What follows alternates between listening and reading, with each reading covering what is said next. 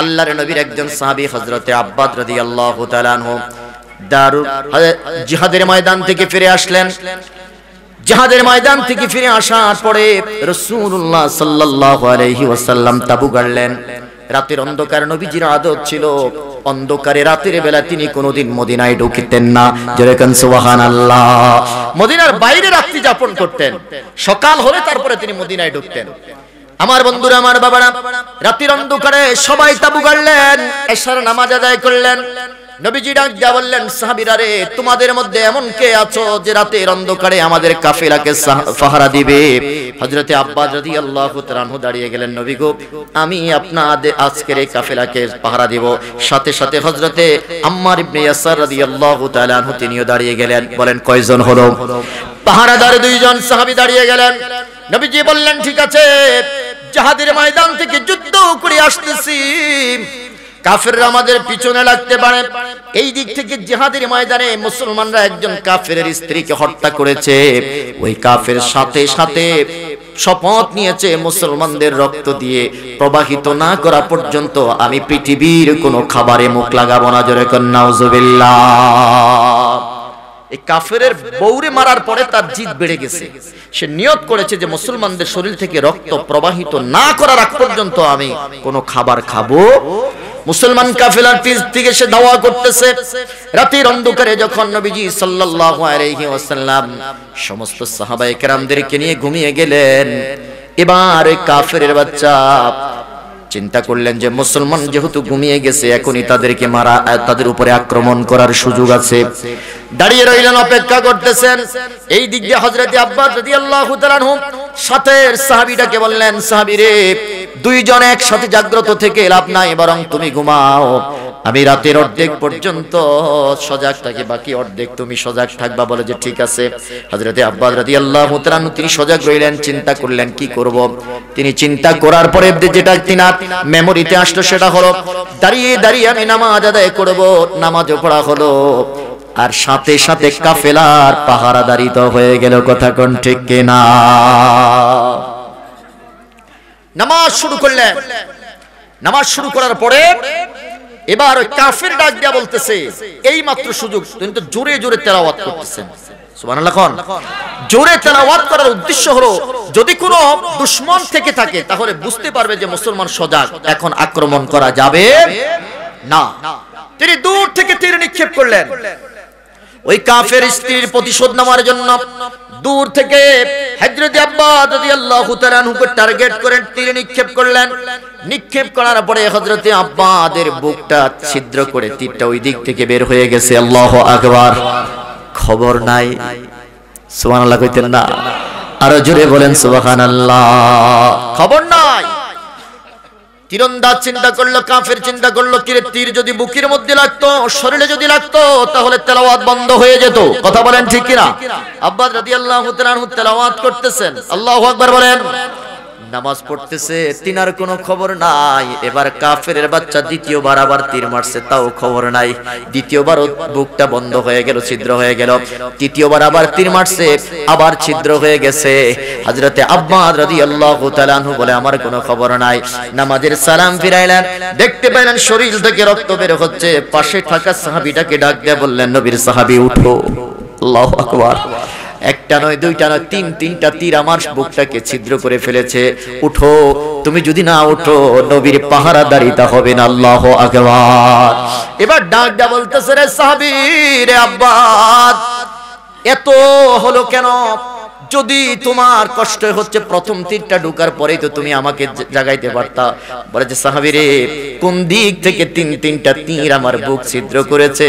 নামাজে এত মজা পাচ্ছিলাম, তিনটা তীর আমার বুক ছেদ করেছে, আমার খবর নাই। মাওলায়া সাল্লি ওয়া সাল্লিম দাইমান আবাদান আলা হাবিবিকা। সূরা আলে ইমরানের 31 নম্বর আয়াতকে বাছাই করেছি। যদিও পবিত্র কোরআনের প্রত্যেকটা আয়াতের মধ্যেই আমার নবীর শান আছে। কথা বলেন ঠিক কিনা? পবিত্র কোরআনটাই হলো আমার নবীর চরিত্র। আয়েশা রাদিয়াল্লাহু তাআলা আনহাকে প্রশ্ন করেছে যে নবীর জীবন সম্পর্কে একটু বলো। বলে যে তোমরা কি কোরআন পড়ো নাই? বলে যে হ্যাঁ কোরআন তো পড়েছি। বলে যে কানা খুলুকুহুল কোরআন, পুরা পবিত্র কোরআনের নাম হলো আমার নবী মুহাম্মদ সাল্লাল্লাহু আলাইহি ওয়াসাল্লাম। সুবহানাল্লাহ বলেন। পবিত্র কোরআনটাই হলো আমার নবীর চরিত্র। সূরা আলে ইমরানের 31 নম্বর আয়াত আমি আপনাদের সামনে তেলাওয়াত করেছি। এর সরল তরজমা হলো আমার নবীকে আমার আল্লাহ কমান্ড করতেছেন, কুল, হে নবী আপনি বলুন, ইন কুনতুম তুহিব্বুনাল্লাহ, যদি তোমরা আমি আল্লাহ ভালোবাসা যদি তোমরা পেতে চাও। নবীকে বলতেছেন কে? একটু জবান খুলে বলেন কে?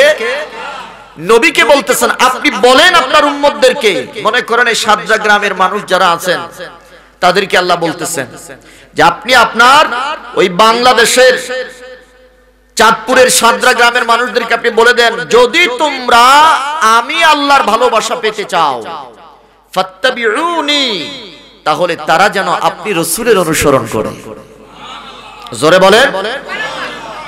এবার বলতেছেন যদি তারা আপনি রাসূলের অনুসরণ করে, আমি আল্লাহর পক্ষ থেকে পুরস্কার 2টা। সুবহানাল্লাহ। আরো জোরে বলেন।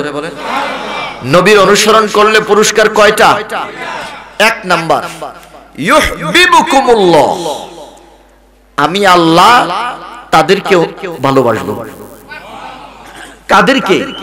যারা নবীর ইত্তেবা করে, যারা নবীর ইত্তেবা মানে নবীর অনুসরণ করে, নবী যেভাবে বলেছেন এভাবে বলে, নবী যেভাবে করেছেন এভাবে করে, নবী যেইভাবে দিক নির্দেশনা দিয়েছেন ওইভাবে তাদের জীবন, পারিবারিক জীবন, সামাজিক জীবন, রাষ্ট্রীয় জীবন যারা পরিচালনা করে, ওইভাবে ওই লোকদেরকে বলতেছেন যে আমার 1 নাম্বার পুরস্কার হলো আমি আল্লাহ তোদের প্রেমে ডুব দিলাম। আরো জোরে কোন।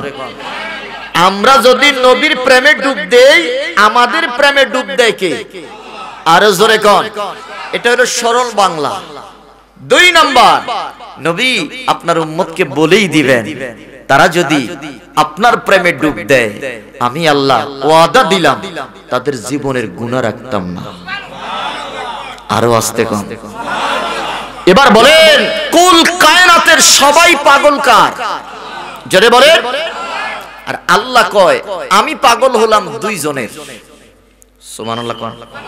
এই আয়াতের নির্যাস যেটা, সার মর্ম যেটা, আল্লাহ বলতেছেন আমি পাগল হলাম 2 জনের। 1, আমার নবী মুস্তাফার পাগল। সবাই পাগল কার? এবার আল্লাহ পাগল কার? বলেন নবী আল্লাহ পাগল কার? ও নবী শুধু আপনার মধ্যেই আমি সীমাবদ্ধ নয়, আপনাকেও যারা ভালোবাসবে আমি আল্লাহ তাদেরকে ভালোবাসবো। আরো জোরে বলেন আল্লাহু আকবার।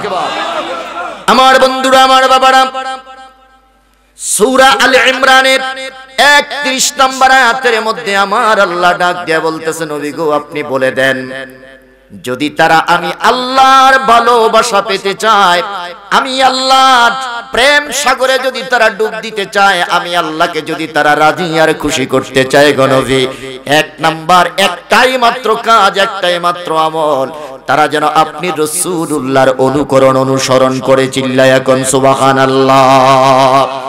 এ দুনিয়ার মুসলমান, আমার আল্লাহ ডাক দিয়া বলে আমি আল্লাহকে পাওয়ার সহজ একমাত্র রাস্তা, 2 নম্বরে কোনো রাস্তা নাই, দ্বিতীয় কোনো পথ নাই। রাস্তা হলো একটা, বান্দারে আমি আল্লাহকে যদি পেতে হয় আমার নবী মুস্তাফার সুন্নতের অনুসরণের মধ্যেই পাওয়া যাবে। কথা কোন ঠিক কিনা?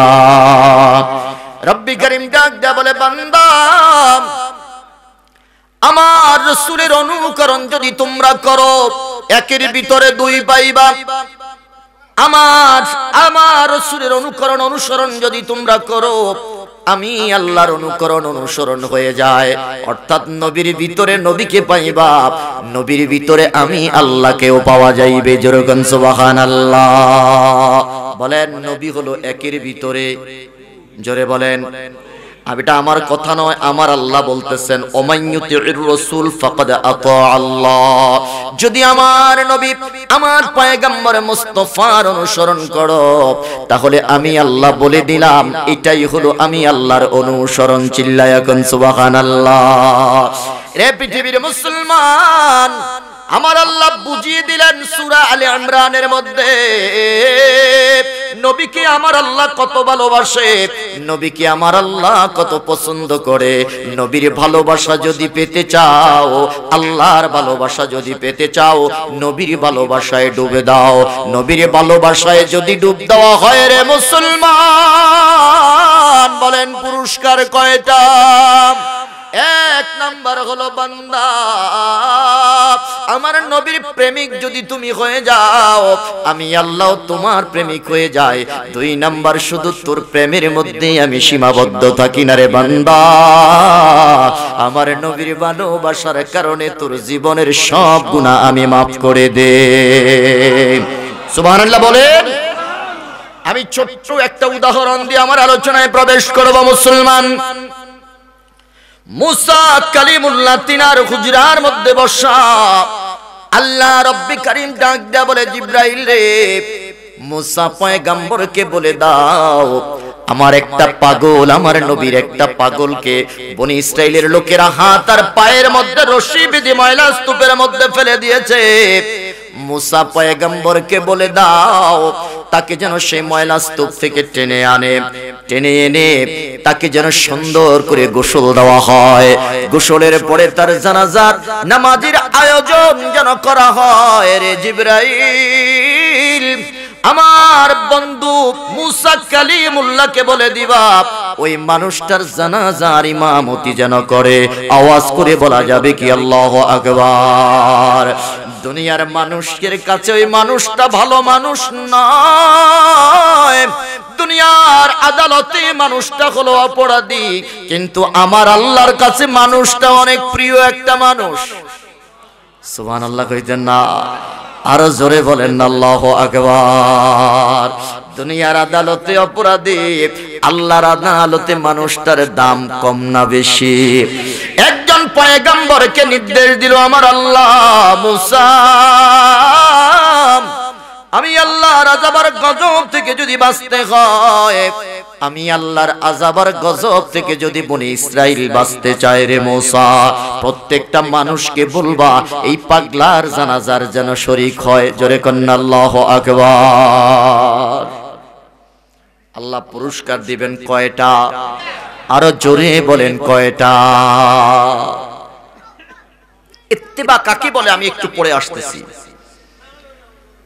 মুসা কালিমুল্লাহ আল্লাহকে প্রশ্ন করলেন, আল্লাহ জানতে চাই কি এমন আমল ছিল এই ব্যক্তিটার, কি এমন যোগ্যতা ছিল, কি এমন সার্টিফিকেট ছিল রে আল্লাহ, যে আমলের কারণে, যে যোগ্যতার কারণে একজন পয়গম্বরকে নির্দেশ দিচ্ছ যে তাকে এখান থেকে এনে গোসল দেওয়ার জন্য, তার জানাজার ইমামতি করার জন্য। আমার আল্লাহ ডাক দেয়া বলে, পয়গম্বর কথা বলার সময় নাই, ওই পাগলটার বেইজ্জতি হচ্ছে রে মুসা, তাড়াতাড়ি গিয়ে তাকে গোসলের ব্যবস্থা করো। চিল্লায়া কন্না আল্লাহু আকবার।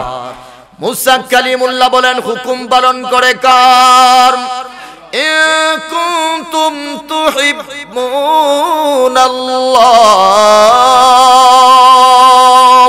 যদি আল্লাহর ভালোবাসা পেতে যাও নবীর দরবারে চলে যাও।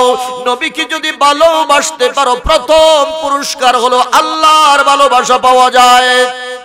কথা বলেন ঠিক না? জীবনের গুনাহ মাফ হয়ে যায়। আমার আল্লাহ ডাক দেয়া বলে, পয়গম্বর তাড়াতাড়ি যাও। হযরতে মুসা কালিমুল্লাহ এবার পাবলিসিটি করতেছে, বনি ইসরাইলের লোকেরা রে তাড়াতাড়ি আসো, এই পাগলার জানাজায় শরীক হইবা। আল্লাহু আকবার। বনি ইসরাইলের জাতি বড় ঠেডা জাতি ছিল, গাউরা জাতি ছিল। এরা কয়, মুসা তুমি আর তোমার রব মিল্লা জানাজা পড়াও, আমরা যাইতাম না। এবার বলেন, নবীর প্রেমিকের প্রেমে ডুব দেয় কে?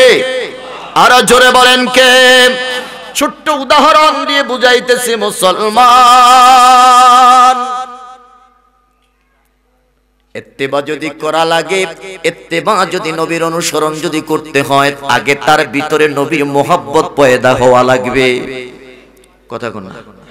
আপনারা এখানে আসরের নামাজ পড়ছেন কিনা বলেন, মাগরিবের নামাজ পড়ছেন কিনা?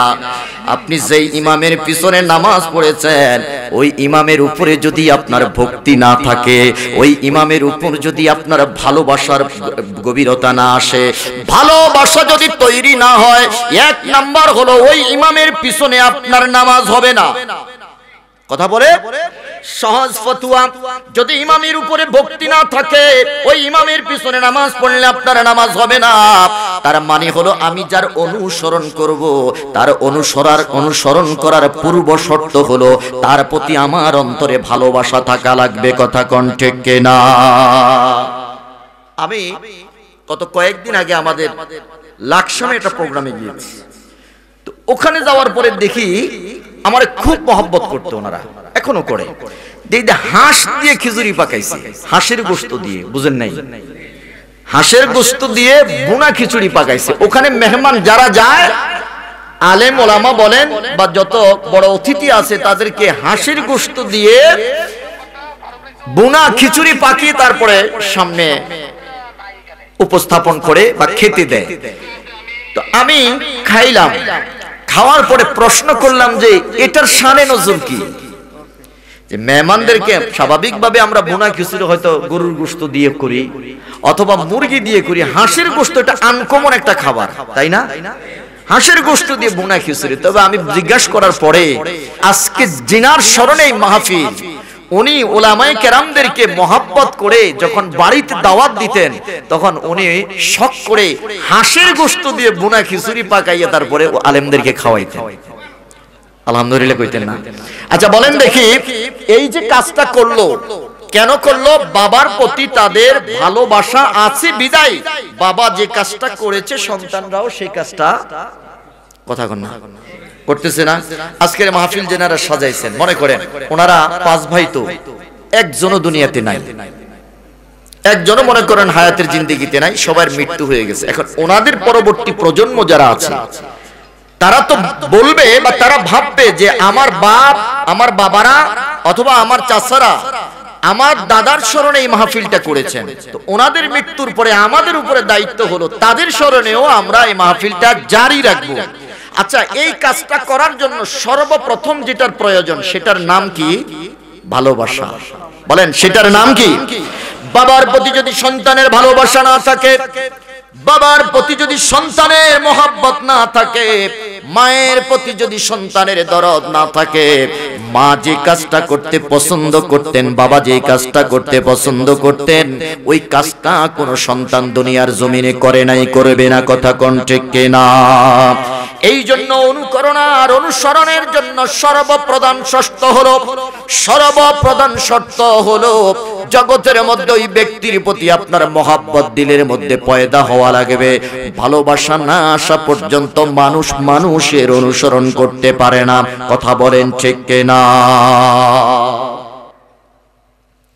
আমার বন্ধুরা, আমার বাবারা, মুসা কালিমুল্লাহ বনি ইসরাইলের প্রত্যেকটা মানুষকে ডাক দেয়া বলতেছে, আল্লাহর আযাব আর গজব থেকে যদি বাঁচতে চাও, তাহলে এই লোকটার জানাজার মধ্যে তোমরা শরীক হও। এই গাউরা জাতি ডাক দেয়া বললেন, মুসা তুমি এবং তোমার রব একসাথে হয়ে তারপরে তার জানাজার নামাজ আদায় করো, আমরা যাব না। পয়গম্বর মুসা আল্লাহ পাকের হুকুম পালন করে, আল্লাহ পাকের হুকুম পালন করে তিনি ওই ব্যক্তিটার গোসল দিলেন, জানাজার নামাজের ইমামতি করলেন। এবার তোর পাহাড়ে সিজদার মধ্যে পড়ে গেলেন। আল্লাহ, আল্লাহু আকবার। মনের ভিতরে প্রশ্ন, মনের ভিতরে জিজ্ঞাসা, জগতের মধ্যে একজন পয়গম্বরকে তুমি এই নির্দেশটা দিলা, আল্লাহ গো কোন কারণে, কোন আমলের কারণে এই লোকটার দাম এত বাড়াইয়া দিলা? এবার আমার আল্লাহ ডাক দেয়া বলে, পয়গম্বর রে, কোন আমলের কারণে দেই নাই, বরং তার মহব্বতের কারণে আমি আল্লাহ তার মর্তবা বাড়িয়ে দিয়েছি। সুবহানাল্লাহ। কোন আরো জোরে বলেন আল্লাহু আকবার। কিসের কারণে বাড়িয়ে দিলেন? মোহাব্বতের কারণে। এদিকে মনোযোগ দেন, বলেন কিসের কারণে বাড়াইলো? মোহাব্বতের কারণে বাড়িয়ে দিল আমার আল্লাহ। ডাক দিয়া বলে, এরে মুসা, অন্য কোনো আমলের কারণে নাই। তার জীবনে লম্বা কোনো নামাজ ছিল না, তার জীবনে লম্বা কোনো রোজা ছিল না, তার জীবনে লম্বা কোনো সাদাকা ছিল না। সারা জীবন আমার আল্লাহ, আমি আল্লাহর সাথে নাফরমানি করেছে। তবে শুনো, একটা আমল করেছে, যে আমলটা হলো জগতের মধ্যে আমি আল্লাহর কাছে সবচাইতে দামি। জোরে কোন সুবহানাল্লাহ। বলেন আল্লাহর পক্ষ থেকে পুরস্কার কয়টা? জোরে বলেন কয়টা? দুইটা পুরস্কার। নবীকে মহব্বত করলে আল্লাহ মহব্বত করে। আপনি যদি নবীর সাগরে ডুব দেন, আপনার সাগরে, প্রেম সাগরে ডুব দিবেন কে? এরে মুসা, পৃথিবীর জমিনে মানুষটা আমি আল্লাহর নাফরমানি করেছে। আমি আল্লাহর নাফরমানি করা সত্ত্বেও শেষ জীবনে আইসা সে নিজে নিজের অপরাধের জন্য অনুতপ্ত, অনুশোচনার হৃদয় নিয়ে আমি আল্লাহর কাছে চোখের পানি ছেড়ে কান্না করেছে। আমি আল্লাহ তার জীবনের গুনাহ মাফ করে দিয়েছি। সবাই যখন রাতের অন্ধকারে ঘুমিয়ে যেত, এই পাগলটা না ঘুমিয়ে তাওরাতের কিতাব নিয়ে বসে যেত। তাওরাতের 9টা জায়গার মধ্যে আমার আল্লাহ আমার নবীর শান বয়ান করেছেন। আরে আস্তে কন্যা সুবহানাল্লাহ। বলেন কয় জায়গায়? 9টা জায়গার মধ্যে আমার আল্লাহ নবীর শান বয়ান করেছে। ওই মুহাম্মদের নামটা যখন তার চোখে পড়ে যায়, রাতের অন্ধকারে পৃথিবীর সব মানুষের অগোচরে আমার নবী মুহাম্মদের নামের উপরে চুম্বন বসিয়ে দিত। আরে এত দাম, এত মর্যাদাই মুহাম্মদ নামের নবীটা, এত শান আমার আল্লাহ তাকে দিয়েছে। মোহাব্বত যখন ভিতরে পয়দা হয়ে গেল, আমার নবীর নামের উপরে চুম্বন বসিয়ে দিত। আওয়াজ করে বলেন না সুবহানাল্লাহ। বলেন নবীরে ভালোবাসাটা আল্লাহর কাছে প্রিয় না অপ্রিয়? বলেন বলেন আল্লাহর কাছে ভালো লাগে না খারাপ লাগে? আমরা যে নবীকে মহব্বত করি, আমার আল্লাহ কয় নবীর মহব্বতের কারণে আমিও তোদেরকে মহব্বত করি। সুবহানাল্লাহ। কোন এরে মুসা যেদিন প্রথম চুম্বন দিয়েছে, আমি আল্লাহ তার মর্যাদাকে বাড়িয়ে দিয়েছি। যতবার চুম্বন দিয়েছে আমি আল্লাহ ততবার তার মর্যাদা বাড়িয়ে দিয়েছি। এই সম্পর্কের কথা, আমার আর তার সম্পর্কের কথা, প্রেমের কথা পৃথিবীর কোনো মানুষ জানেও না। সুবহানাল্লাহ। এই জন্য সমস্ত পয়গম্বরেরা তাদের উম্মতদেরকে বলে গেছেন, বিশেষ করে ঈসা রূহুল্লাহ তার কওমের লোকদেরকে বলে গেছে, খবরদার আমার পরে যদি তোমরা মুহাম্মদকে পেয়ে যাও, আমার পরে যদি তোমরা মুহাম্মদকে পেয়ে যাও, তাহলে তোমরা মুহাম্মদকে নবী হিসাবে মানবা। তার কারণ আমি ঈসাও মুহাম্মদের উম্মত হয়ে গেছি। জোরে কর না আল্লাহু আকবার। আমি মুসাও মুহাম্মদের উম্মত হয়ে গেছি। খবরদার, মুহাম্মদকে ভালোবাসার নাম ঈমান। আল্লাহু আকবার বলেন। মুহাম্মদকে ভালো না বাসলে, মুহাম্মদকে মোহাব্বত না করলে তুমি ঈমানওয়ালা হতে পারবা না। তার কারণ হলো মুহাম্মদের ভালোবাসার উপরে ভিত্তি করে আমার আল্লাহ তামাম কুল কায়নাত সৃজন করেছে। কথা কোন ঠিক কিনা? হযরতে ঈসা রূহুল্লাহ ডাক দেয়া বলে, পৃথিবীর মানুষ, এই জগতের মধ্যে আমার ইন্তিকালের পরে, আমার অনুপস্থিতিতে যদি তোমাদের কাছে মুহাম্মদুর রাসূলুল্লাহর আগমন হয়ে যায়, তখন তোমাদের উপরে কর্তব্য কি? কর্তব্য হলো মুহাম্মদের হাতে হাত রেখে তোমরা কালিমা পড়ে তার ইসলাম গ্রহণ করবা। জোরে কন্না সুবহানাল্লাহ। তার হাতে হাত রেখে কালিমা পড়ে মুসলমান হইবা। এটা তোমাদের উপরে কর্তব্য, এটা তোমাদের উপরে লাজেম। আমার বন্ধুরা, আমার বাবা না, জানতে চাই ওই নবীর প্রেমের ভালোবাসার ওজন আছে না নাই? বলেন বলেন, আছে না নাই? ভালোবাসা এমন একটা জিনিস যেটা পৃথিবীর কোনো মার্কেটে কিনতে পাওয়া যায় না। কথা কোন না, জোরে কোন। আপনাদের মনোযোগ আছে তো আমার দিকে? আপনাদের কারণে কিন্তু আমিও ডিসকানেক্ট হয়ে যাচ্ছি। কথা বুঝেন নাই? মনোযোগটা 100% আমাকে দিতে হবে। বলেন, ভালোবাসার ওজন আছে না নাই? কম না বেশি? পৃথিবীর কোন মার্কেটে ভালোবাসা পাওয়া যায়? হ্যাঁ, কেজি কত? প্রেম ভালোবাসা এমন একটা জিনিস, পৃথিবীর কোনো দাড়ি পাল্লা দিয়ে এটা ওজন করা যায় না। কথা কন না?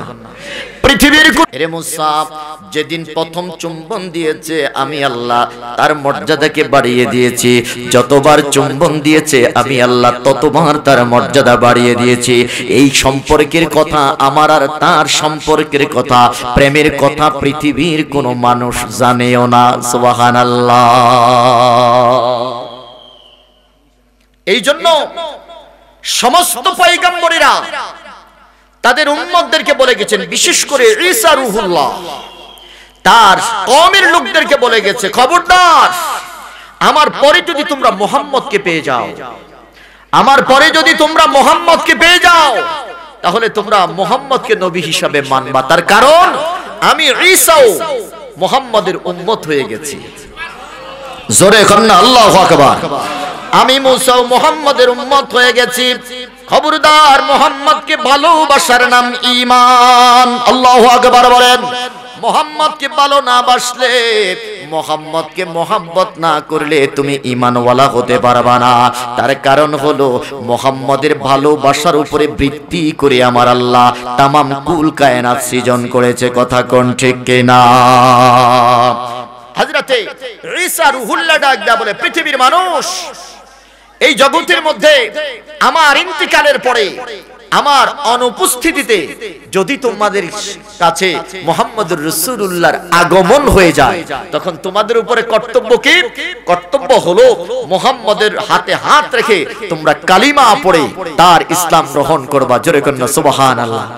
তার হাতে হাত রেখে কালিমা পড়ে মুসলমান হইবা।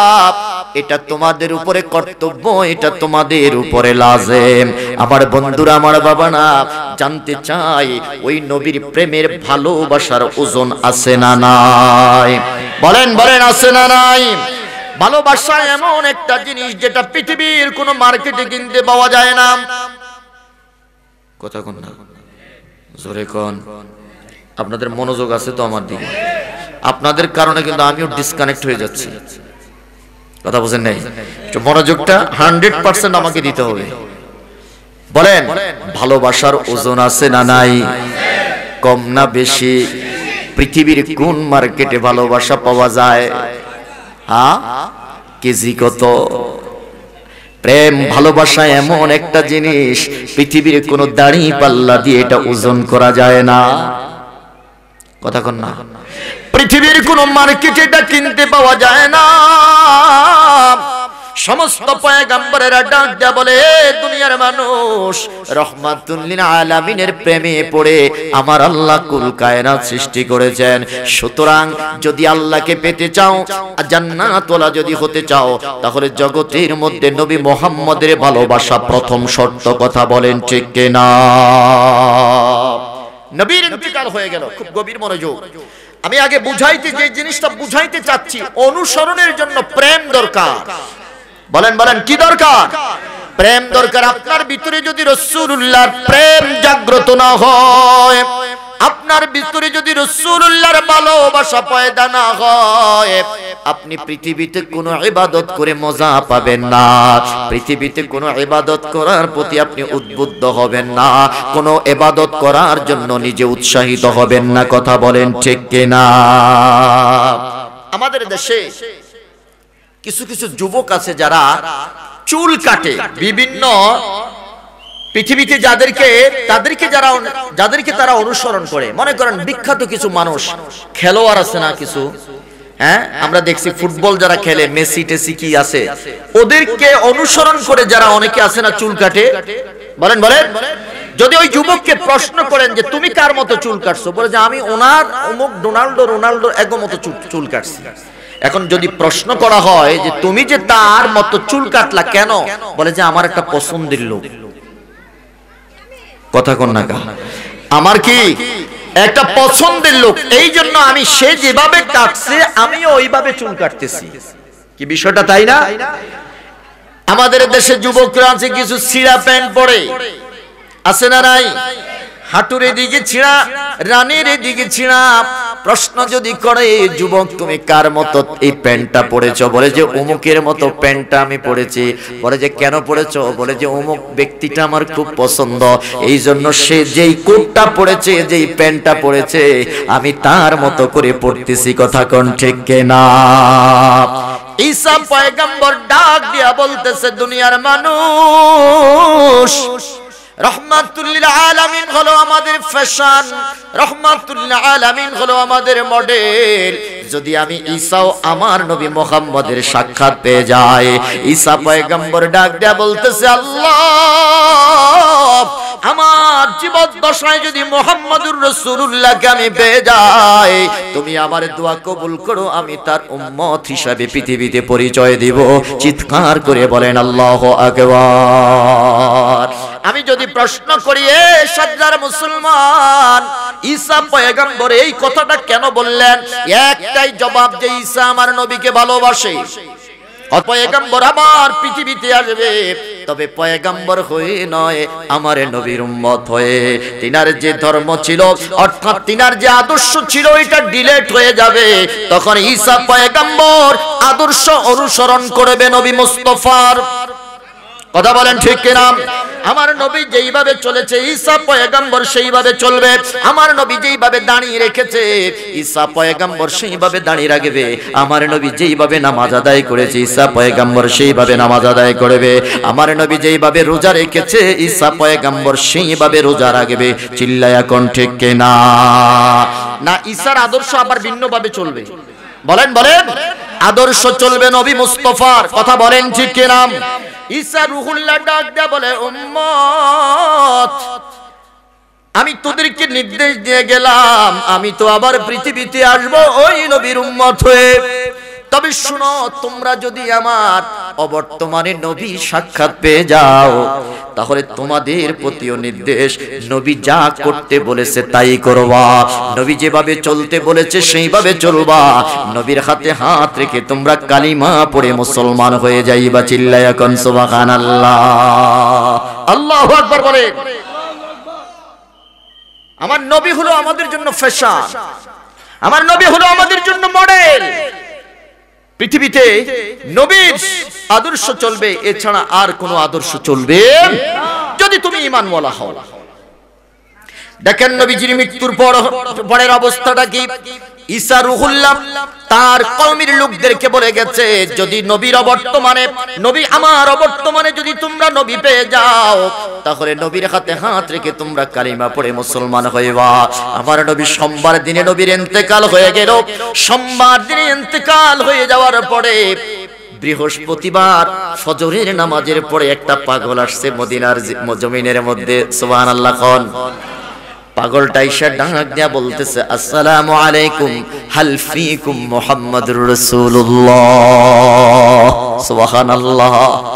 নবীজির রওজার পাশে সিদ্দিক আকবর বসা, নবীজির রওজার পাশে হযরতে ওমর, হযরতে উসমান, হযরতে আলী হাবশী গোলাম, হযরতে বেলাল বসা। এই লোকগুলোকে দেখার পরে ওই লোকটা ডাক দিয়া বলে, হাল ফিকুম মুহাম্মাদুর রাসূলুল্লাহ, তোমাদের কাছে কি আল্লাহর পয়গম্বর মুহাম্মদুর রাসূলুল্লাহ আছে নাকি? সুবহানাল্লাহ। আরেকটু ইকুটা দাও, আরেকটু ইকুটা বাড়াই দাও। বলেন নবীজি তখন পৃথিবীতে আসেনি? জোরে বলেন। আপনাদের কষ্ট হচ্ছে, একটু আওয়াজ দিবেন। বলেন নবী কি তখন আসেনি? কতদিন আগে পর্দা করেছেন? 3 দিন আগে পর্দা করেছেন। আমিরুল মুমিনিন হযরত ওমর পাগলার দিকে তাকাইল, ডাক দিয়া বলতেছে, নবীর উম্মত, আমি যখন পাগলার দিকে তাকাইলাম, দেখলাম চুল দাড়ি সব পেকে গেছে, দাঁতও পড়ে গেছে, চামড়ার মধ্যে ভাঁজ পড়ে গেছে। প্রশ্ন করলাম, মানিসা ইলা আন মুহাম্মাদুর রাসূল, কে তুমি? কোথায় তোমার বাড়ি? কোথায় তোমার ঘর? কেন তুমি মদিনার জমিনে এসেছো? কেন বা তুমি মুহাম্মদুর রাসূলুল্লাহকে খোঁজ করতেছো?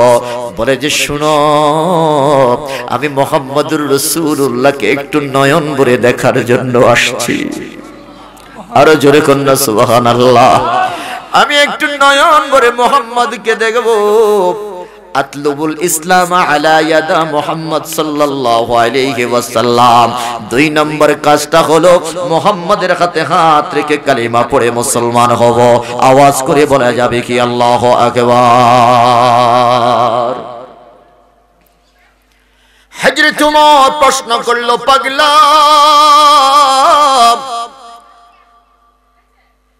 এতদিন কোথায় ছিলা? এতদিন কোথায় ছিলাম? কেনই বা এতদিন আসো নাই? বলে যে আমি আসি নাই, আমার পয়গম্বর ঈসা রূহুল্লাহ যখন আমাদেরকে বলেছে, আমি এই সংবাদটা শোনার সাথে সাথে পয়গম্বর মুহাম্মদকে খোঁজা শুরু করেছি। আমি তাওরাতের তখতের মধ্যে পেয়েছি মুহাম্মদুর রাসূলুল্লাহ মক্কায় জন্মগ্রহণ করবেন। আমি মক্কায় গিয়ে খুঁজে এসেছি, মুহাম্মদরে খুঁজে পাই নাই। মক্কার মানুষ বলেছে তিনি নাকি মদিনায় আছে। আমি মদিনায় হেঁটে হেঁটে এই বৃদ্ধ বয়সে এত কষ্ট করে মদিনায় এসেছি। এখন বলো, তোমরা আমাকে বিরক্ত করো না, বেশি প্রশ্ন করবা না, মুহাম্মদ কোথায় আছে একটু বলো। আমাদের পয়গম্বরের নির্দেশনা অনুযায়ী মুহাম্মদের হাতে হাত রেখে আমি কালিমা পড়ে মুসলমান হব। আল্লাহু আকবার। হযরতে আবু বকর চোখের পানি ছেড়ে কান্না করতেছে। বড় নরম তবিয়তের মানুষ, চোখের পানি ছেড়ে কাঁদে। নবীর মৃত্যু হলো আজকে 3 দিন। 3 দিনে কত পাগল পৃথিবীর জমিন থেকে মদিনা মুনাওয়ারার দিকে আসতেছে। চিল্লায়া কোন আল্লাহু আকবার। কত পাগল মদিনার দিকে আসতেছে। হযরত বিলাল ডাক দেয়া বলে, রে বৃদ্ধ বাবা, তোমার কাছে প্রশ্ন, তোমার কাছে কি নবীর কোনো খবর যায় নাই?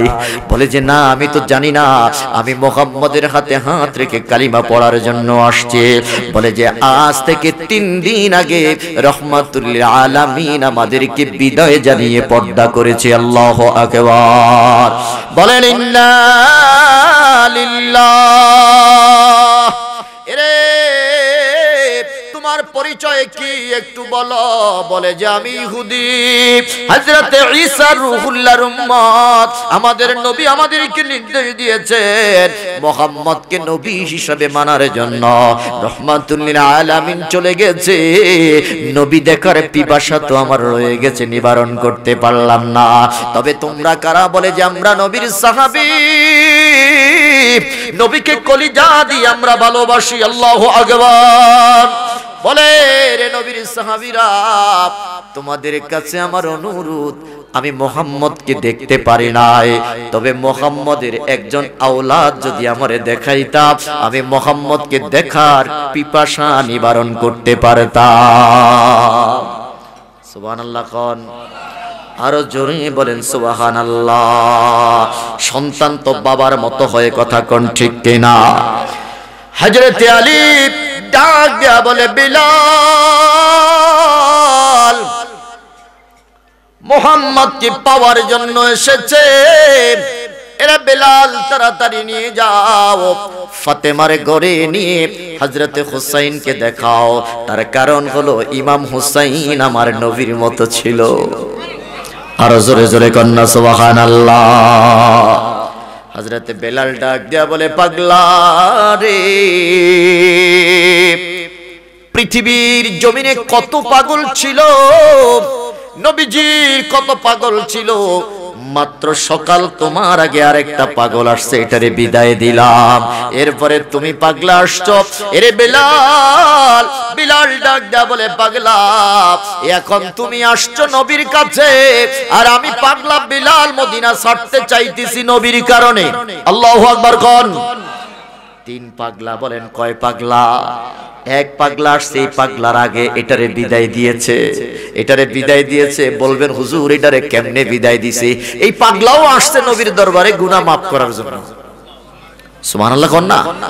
ওয়ালাউ আন্নাহুম ইযযালামু আনফুসাহুম জাউকা ফাস্তাগফিরুল্লাহ ওয়াস্তাগফারা লাহুমুর রাসূল। এই আয়াত যখন নাজিল হয়ে গেল, পাগলা দৌড়েই আসছে নবীকে দেখার জন্য এবং জীবনের গুনাহ মাফ করার জন্য।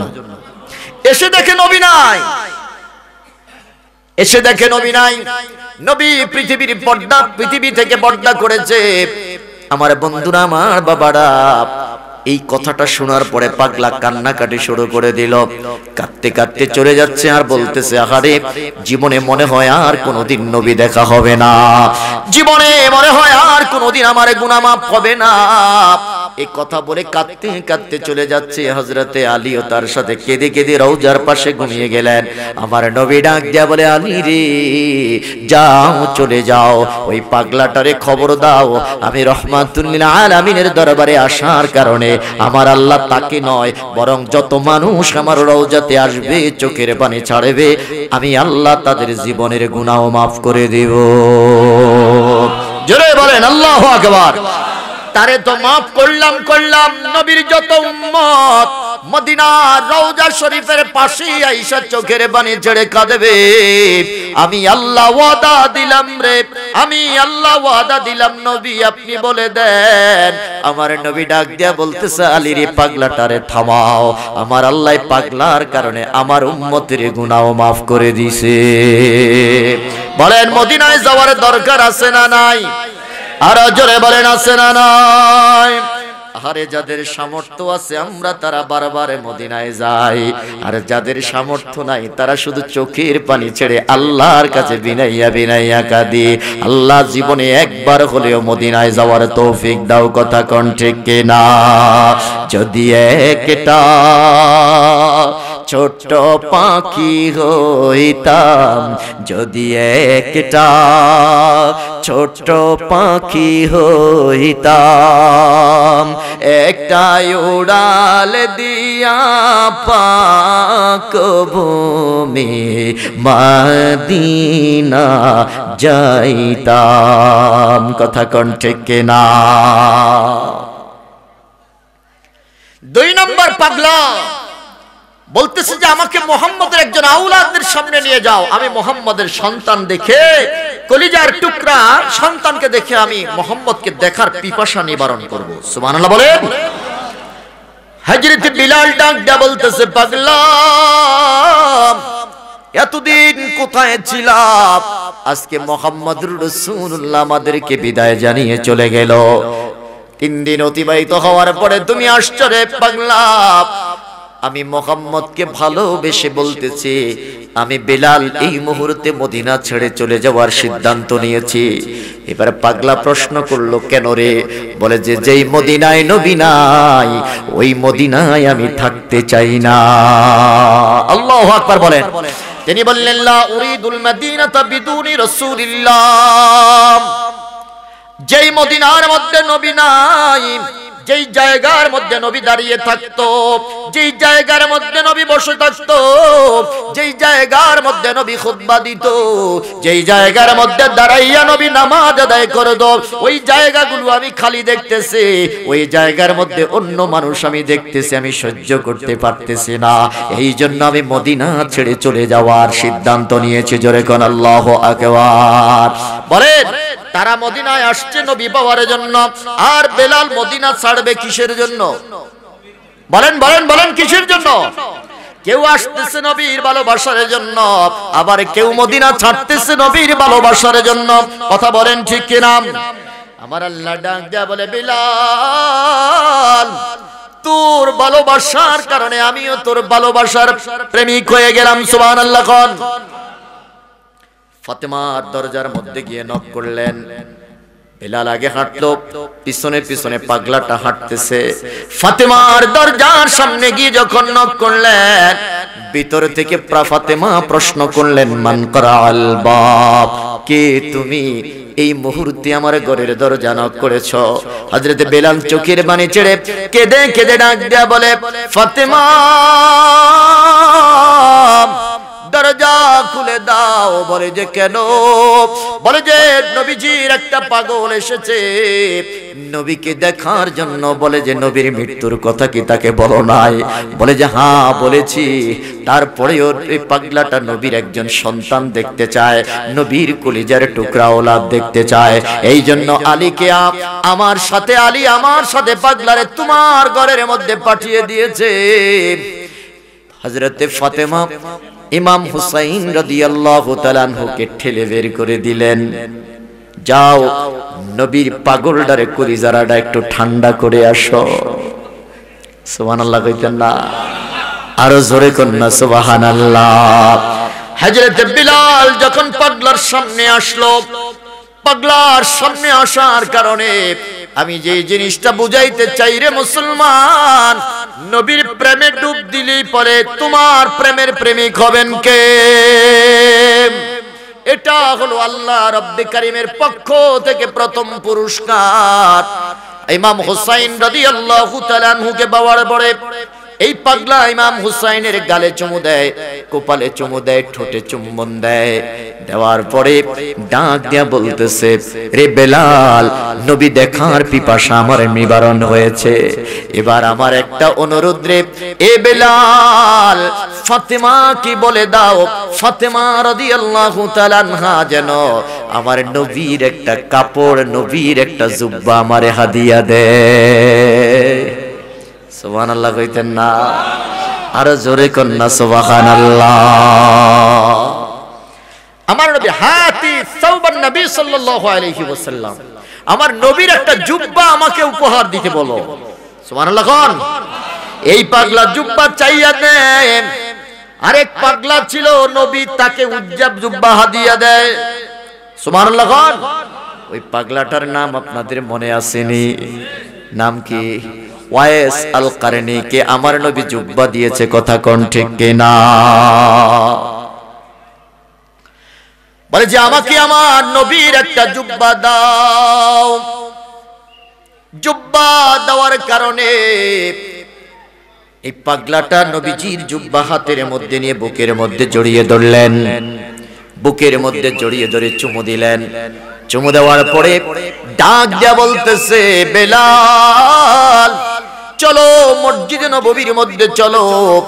বুকের মধ্যে জুব্বাটাকে চেপে ধরে এক হাতে হযরতে বেলালকে সাথে নিয়ে এবার মসজিদে নববীর সামনে মসজিদে নববীর কাছে গিয়ে আলীর সামনে দাঁড়িয়ে গেলেন।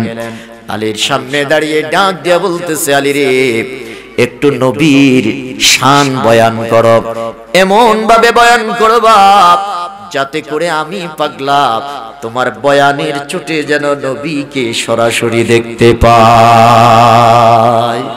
আচ্ছা বলেন দেখি, হযরতে আলী রাদিয়াল্লাহু তাআলা আনহুকে বললেন এমন ভাবে নবীজির সিফাত তুমি বর্ণনা করবা যাতে করে আমি পাগলা নবীকে দেখতে পাই। সুবহানাল্লাহ বলেন। এখন প্রশ্ন হলো, বয়ান করার সাথে দেখার সাথে সম্পর্ক কি? আমার আল্লাহ বয়ান করতেছেন, জবাব দিচ্ছেন, শুনো, যদি নবীর পাগল হয়ে যাও, আমি আল্লাহ তোমাকে এতটা ভালোবাসবো, তোমার পাওয়ার এত বাড়িয়ে দিব যে তুমি চোখ বন্ধ করলেই নবী তোমার সামনে হাজির। আরো জোরে বলেন না আল্লাহু আকবার। ওই যে আমি বললাম যে নবীকে ভালোবাসলে ভালোবাসবেন কে? পুরস্কার কয়টা? বলেন বলেন কয়টা? এক নাম্বার পুরস্কার কি? নবীকে ভালোবাসলে আমাকে ভালোবাসবেন কে? আল্লাহ। তো আল্লাহ আপনি যে আমাকে ভালোবাসলেন কেমনে বুঝবো? তোমাকে আমি এমন পাওয়ার দান করব। ইমাম জালালউদ্দিন সুয়ুতি বলতেছেন যে রাআইতু রাসূলুল্লাহি সাল্লাল্লাহু আলাইহি ওয়াসাল্লাম বিদআ ওয়া 70 মাররা ফিল ইয়াকযা। আমি জালালউদ্দিন নবীজির আদনা একটা গোলাম, আমি সজাগ রাসূলুল্লাহকে 70 বারের চেয়ে আরো বেশি নবীকে জাগ্রত অবস্থায় দেখেছি। জোরে বলেন না আল্লাহু আকবার। এই জন্য নবীর আশিক হলে আল্লাহ তোমার আশিক হয়ে যাবে, আর আল্লাহ আশিক হয়ে তোমাকে কি দিবেন? এক নাম্বার নবী দেখার সুযোগ করে দিবেন। এবার বলেন আমরা নবী চাই কি চাই না? দুই হাত তুলে বলেন আমরা নবী চাই কি চাই না? নারে তাকবীর, নারে রিসালাত। আমার বন্ধুরা, আমার বাবারা, এবার আসেন পাগলা ডাক দেয়া বলে, আলী রে, এমন ভাবে নবীর শান আমার সামনে বয়ান করবা, এমন ভাবে নবীর সিফাত আমার সামনে বয়ান করবা রে আলী, যাতে করে তোমার বয়ান শোনার সাথে সাথে আমি রাসূলুল্লাহর দিদার পেয়ে যাই। চিল্লায়া কোন সুবহানাল্লাহ, আর জোরে বলেন আল্লাহু আকবার। হযরত আলী এবার নবীর শান বয়ান করতেছে। বয়ান করতে করতে পাগলা কাঁদতে কাঁদতে ঘুমিয়ে গেল। আলী বয়ান করতেছে, আলী বয়ান করতেছে, পাগলা কাঁদতেছে। কাঁদতে কাঁদতে পাগলা বেহুশ হয়ে গেল, ঘুমের ঘরে চলে গেল। রহমাতুল লিল আলামিন তারে ঘুমের ঘরে হাজির হয়ে ডাক দেয়া গেলে, পাগলা টেনশন করিস না রে, তুই আমার হাতে আমার উম্মত হওয়ার জন্য এসেছিস। আমি রাসূল কথা দিলাম তোরে আমি খালি হাতে ফেরত দিব না। আমি রাসূল তোরে বুকে জড়িয়ে নিলাম। আল্লাহু আকবার। এরে পাগলা, খালি হাতে যাওয়া যাবে না। আমি আল্লাহ কথা দিলাম, আমি রাসূল কথা দিলাম রে পাগলা, জীবনে যতদিন জীবিত থাকবে আমি রাসূলুল্লাহর উম্মতের পরিচয় দেবে। যতদিন জীবিত থাকবি রে পাগলা, আমি রাসূল কথা দিলাম আমি তোর থেকে দূরে নয়, আমি ইমানদারের জীবনের চাইতে আরো কাছে। চিল্লায়া কোন সুবহানাল্লাহ, বলেন আল্লাহু আকবার। আমি তোর থেকে দূরে নয়, বলেন নবী কি আমাদের থেকে দূরে? আরে জোরে বলেন দূরে। যদি প্রশ্ন করেন হুজুর নবী কোথায়, আমি বলবো আল্লাহর কোরআন বলতেছে, আমার আল্লাহ বলতেছে আন-নাবিয়্যু আওলা বিল মুমিনিনা মিন আনফুসিহিম, আমি আল্লাহ তোর গাড়ের শাহিরগের চাইতে আরো নিকটে, আর আমার পয়গম্বর নবী মুস্তাফা ইমানদারের জানের চাইতে আরো নিকটে। চিল্লায়া কোন সুবহানাল্লাহ, আল্লাহু আকবার। এই জন্য সুফি ফতে আলী ওয়াইসি ডাক দেয়া বলে, আমি চক্ষু বন্ধ করলেই নবী দেখতাম, আমি চক্ষু বন্ধ করলেই নবী দেখতে পাইতাম। রে দুনিয়ার মুসলমান, আমার আল্লাহ ডাক দেয়া বলে, বান্দা নবীর ইত্তেবা যদি করতে চাও তাহলে পূর্ব শর্ত হলো তোমার কলিজার মধ্যে নবীর মহব্বতকে আগে জায়গা দাও। কথা বলেন ঠিক কিনা? যতক্ষণ পর্যন্ত আপনার কলিজায় নবীর মহব্বত পয়দা না হবে ততক্ষণ পর্যন্ত নবী পাওয়া বা নবীর সুন্নতের ইত্তেবা করার কোন রাস্তা আপনার জন্য খোলা থাকবে না। শুধু ফরমালিটি রক্ষার্থে আপনি মসজিদে যাবেন আসবেন, আছে না এরকম কিছু মুসল্লি? কথা বলেন আছে কিনা? ফরমালিটি রক্ষার জন্য মসজিদে যায়, আবার মসজিদ থেকে বের হয়ে যায়, নামাজের সময় হয়ে গেছে, বারবার ঘড়ির দিকে তাকায় ইমাম সাহেব কেন দাঁড়ায় না। আবার কেরাত যদি একটু লম্বা হয়ে যায় পিছন দিক থেকে সিগন্যাল আছে না নাই? আরো জোরে বলেন আছে না নাই? সিগন্যালটা দেয় কেমনে? কাশি দেয়। কথা কোন ঠিক কিনা? এগুলো হলো ফরমালিটি রক্ষার জন্য মুসল্লি। বলেন আছে না নাই? কিছু মুসল্লি এমন আছে, কিছু মুসলমান এমন আছে, নামকা ওয়াস্তে মুসলমান, সুদ আছে না নাই? আরো জোরে বলেন ঘুষ আছে না নাই? জিনা ব্যভিচার আছে না নাই? রে মুসলমান, এক নাম্বার কথা হলো আমরা রাসূলকে ভালোবাসতে পারি নাই। দুই নাম্বার কথা হলো ভালো না বাসতে পারার কারণে নবীর সুন্নতের উপরে আমরা চলতে পারি না, যার কারণে পৃথিবীর জমিনে আজকে মুসলমানরা এত অপমানিত অপদস্থতার শিকার। কথা কোন ঠিক কিনা? আমি ওই দিন এক সেমিনারে আলোচনা করেছি যে মুসলমানদের এই অবস্থা থেকে উত্তরণের পথ কি? একটাই মাত্র পথ, সেটা হলো আমার রাসূলের সুন্নতের ইত্তেবা। কথা বলেন ঠিক কিনা? গভীর মনোযোগ আমার বন্ধুরা। এই জগতের মধ্যে রাসূলুল্লাহর সাহাবী হযরত সাদ বিন আবি ওয়াক্কাস রাদিয়াল্লাহু তাআলা আনহু ইহুদিদের দুর্গকে চিরিক ব্যারিকেড দিয়ে দিলেন। মিশরের জমিনে গিয়ে যখন ইহুদিদেরকে ব্যারিকেড দিয়ে দিলেন, ব্যারিকেড দেওয়ার পরে মিশরের ইহুদিরা যখন দেখতে পাইল মুসলমান আগমন করতেছে আমাদেরকে ধ্বংস করে দেওয়ার জন্য, পৃথিবীর জমিন থেকে আমাদেরকে বিদায় করে দেওয়ার জন্য, তখন তারা প্রত্যেকটা দুর্গের গেটগুলো বন্ধ করে দিল। খুব গভীর মনোযোগ দেন মুসলমান। আমার রাসূলের সুন্নতের ইত্তেবা, আমার রাসূলের সুন্নতের অনুসরণ করা আমাদের জন্য কতটুকুন গুরুত্বের দাবিদার। সবগুলো দরজা বন্ধ করে দিল। দরজা বন্ধ করে দেওয়ার পরে এক মাস অতিবাহিত হয়ে গেল। মুসলমান সেনাপতিরা যে খাদ্য সামগ্রী তারা নিয়ে গেছে এগুলো শেষ হয়ে যাচ্ছে, মুসলমান দুর্ভিক্ষের মধ্যে পড়ে যাচ্ছে, তারা নিস্তেজ হয়ে যাচ্ছে।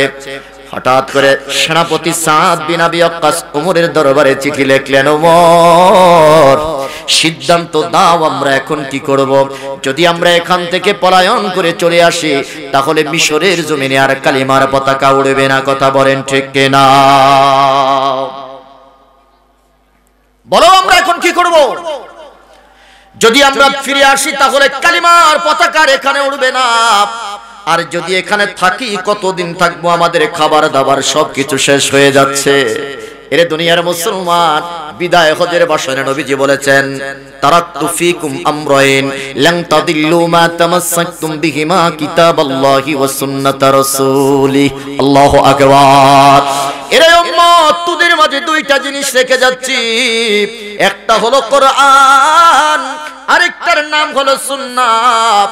এই দুইটা জিনিস যদি দাঁত দিয়ে জীবন দিয়ে আঁকড়ে ধরে রাখতে পারিস, আমি রাসূল কথা দিলাম পৃথিবীর কেউ তোদেরকে পরাজিত করতে পারবে না। আল্লাহু আকবার বলেন। এবারে বলেন, আমরা যারা পৃথিবীর জমিনে এখনো জিন্দা আছি মুসলমান, নবীর সুন্নতের উপরে আমরা 100 আসিনি, কথা বলেন। 100 নাই, যার কারণে নবীর ভবিষ্যৎ অনুযায়ী আমরা পৃথিবীর জমিনে জয়ী হব না। এখন থেকে আস্তে আস্তে দেখতেছেন মুসলমান দিন দিন পরাজিত হচ্ছে, কথা বলেন ঠিক কিনা? আরো কত দুঃখ দুর্দশা আমাদের উপরে আসবে এটা বলার অবকাশ রাখে না। আমার বন্ধুরা, সেনাপতি যখন বললেন চিঠি লিখতেন, ওমর সিদ্ধান্ত দাও এখন কি করব। হযরতে ওমর প্রথমে বললেন, আমার কিছু করার নাই। আল্লাহু আকবার বলেন। অভিযোগটা কি? আমাদের খাদ্য সামগ্রী শেষ হয়ে যাচ্ছে, আমাদের অর্থ করি যা আমরা এনেছি সবকিছু আমাদের শেষ হয়ে যাচ্ছে, ফুরিয়ে যাচ্ছে। সেনাবাহিনীগুলো দিন দিন দুর্বল হয়ে যাচ্ছে রে ওমর, এখন সিদ্ধান্ত দাও আমরা কি করব। কি এখানে উপস্থিত থাকব নাকি আমরা এখান থেকে ব্যাক করব? আমার বন্ধুরা, তখন আমিরুল মুমিনিন চিঠি লিখলেন, আমার কিছু করার, সুবহানাল্লাহ কোন বলেন, জিহাদ করার নির্দেশ কার? আরো জোরে বলেন কার? আমার কিছু করার নাই। এবার ওমর বলতেছে, রে সেনাপতি বলে দাও, যারা মুসলিম মুজাহিদ তোমার সাথে আছে, আমি ওমর তোমাদের নেতা হয়ে প্রধানমন্ত্রী হয়ে আমি বলতেছি, আমার কেন যেন মনে হয় রে, তোমরা মনে হয় রাসূলুল্লাহর সুন্নাতের উপরে ঠিক মতো আমল করতে পারো না, যার কারণে আমার আল্লাহ তোমাদেরকে অপদস্থ করতেছেন। জোরে কোন আল্লাহু আকবার বলেন। ওনারা তো হলো ডাক্তার, বলেন ওনারা কি? ওনারা ধরে ফেলেছে, আমিরুল মুমিনিন হযরত ওমর ধরে ফেলছে যে মামলাটা কোথায়। তিনি বলে দিলেন, আমার মন বলতেছে তোমরা রাসূলুল্লাহর সুন্নাত যে কোনো একটা সুন্নাত ছেড়ে দিছো। সুবহানাল্লাহ কোন? এবার বলেন দেখি, আমাদের জীবনে রাসূলুল্লাহর সুন্নাত আছে না নাই? জিহাদের ময়দানে নবীর সুন্নাত আছে না নাই? হযরতে ওমরের চিঠি পাওয়ার পরে সাদ বিন আবি ওয়াক্কাস রাদিয়াল্লাহু তাআলা ডাক দিয়া বলে, রে নবীর সাহাবীরা, জিহাদের ময়দানে এসেছো, দেখো আমিরুল মুমিনিন কি বলেছে। এক নম্বরে বলেছে তিনি কোনো সিদ্ধান্ত দিতে পারবে না।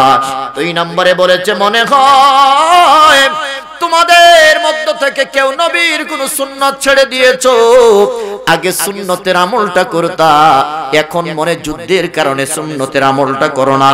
বলো দেখি এমন কে আছো? এবার 2-3 জন সাহাবী হাত উঠায় ফেললেন, ডাক দেয়া বললেন, রে নবীর সাহাবী সাদ বিন আবি ওয়াক্কাস সেনাপতি শোনো, আমরা প্রতিদিন মেসওয়াক করতাম। সুবহানাল্লাহ কোন? আরো জোরে বলেন আল্লাহু আকবার। প্রতিদিন মেসওয়াক করতাম। জিহাদের ময়দানে আসার পরে আজকে কয়েকদিন আমরা মেসওয়াক ছেড়ে দিছি। আমার মনে হয় এই একটা সুন্নত ছেড়ে দেওয়ার কারণে মনে হয় আল্লাহ আমাদের প্রতি নারাজ হয়ে গেছেন, এই জন্য বিজয় আমাদেরকে দিচ্ছেন না। আল্লাহু আকবার কোন? সুন্নত কয়টা বলেন বলেন, নাম কি? এখন আমি যদি জিজ্ঞাসা করি আপনারা মেসওয়াক করেননি, মেসওয়াক তো নাই মিয়া। এখন আমরা কি পড়ি? ব্রাশ। বলেন কি? জোরে বলেন। শুধু ব্রাশ করি না, আমরা ছোট্টবেলায় ছড়া আমাদেরকে পড়াইছেন, তা করতেছে আহারে যেই মুসলমান গাছ কামড়াইয়া খাইয়া ফেলে, এই মুসলমান তো 2 দিন পরে আমগরে আর রাস্তা রাখতো না। কথা কয় না, জোরে বলেন। ফজরের আগে মেসওয়াক করেছে মুসলমান, মেসওয়াক করে যখন ফজরের জামাতের মধ্যে দাঁড়িয়ে গেল, বলেন ফজরের কেরাত লম্বা না ছোট? কষ্ট হচ্ছে মনে হয় আপনাদের, চলবে কিছু সময়, আসেননি আপনারা। আমি যেই কথাটা বুঝাইতে চাচ্ছি, ফজরের নামাজের কেরাতটা লম্বা না ছোট? আল্লাহর নবীর সাহাবীরা মেসওয়াক করে যখন নামাজের মধ্যে দাঁড়িয়ে গেল, ইহুদির বাচ্চারা যখন দেখতে পাইল গাছ দিয়ে আস্তা গাছ চাবাইয়া মুসলমান খাচ্ছে, আল্লাহু আকবার, আস্তা খেজুর গাছ দিয়ে যখন মেসওয়াক করতেছে, ইহুদিরা চিন্তা করছে যদি সুযোগ পায় মুসলমান আমাদেরকে কামড়াইয়া রাখবে না, সুতরাং আগে ভাগেই ভাগি। সুবহানাল্লাহ। কোন দুর্গের পিছনের গেট গুলো খুলে দিয়ে এবার পিছনের দরজা দিয়ে তারা বাহির হয়ে গেছে। মুসলমান নামাজের সালাম ফিরাইলেন, সালাম ফিরানোর পরে এবার দেখতে পাইলেন যে, দেখতে চাইলেন যে ভিতরে কেউ আছে কিনা, বলে যে দেখ কিছু নাই। সামনের গেটটাও তারা সামনের গেট দিয়ে বের হতে চাইছিল, যখন দেখতেছে খোলার পর দেখতেছে মুসলমান এখানে দাঁড়িয়ে নামাজ পড়তেছে দুর্গের সামনে, আল্লাহু আকবার কর, তখন তারা মুসলমানদের সামনে দিয়ে না যায় পিছনের দরজা দিয়ে ফাঁকছে। সালাম ফিরাইলেন, দরজা খোলা দেখে মুসলমান চিন্তা করলেন ভিতরে যাই, আবার চিন্তা করলেন যুদ্ধ কৌশল হিসেবে হয়তো দরজা খুলে আমাদেরকে ভিতরে যাওয়ার জন্য সুযোগ করে দিয়েছে, সময় যদি পায় সুযোগ যদি হয় একটার ওয়াস্তা রাখবে না, কথা কোন ঠিক কিনা? মুসলমান একবার ঢুকে আবার পিছনে যায়। সাদ বিন আবি ওয়াক্কাস ডাক দিয়ে বলে, মুসলমানেরা যেহেতু দুর্গের দরজা খোলা, বলেন জীবনের মালিক কে? এরা নবীর সাহাবীরা রণসাজে সজ্জিত হও, রণসাজে সজ্জিত হয়ে জীবন দেওয়ার জন্য প্রস্তুত হয়ে যাও। নারায়ে তাকবীর, আল্লাহু আকবার বলে যখন ভিতরে ঢুকলো, দেখে কোনো সাড়া শব্দ নাই। ভিতরে ঢুকলো, বাড়ি ঘরের ভিতরে ঢুকলো, কেউ নাই, কেউ নাই, কেউ নাই, কোথাও কাউকে খুঁজে পাওয়া যায় না।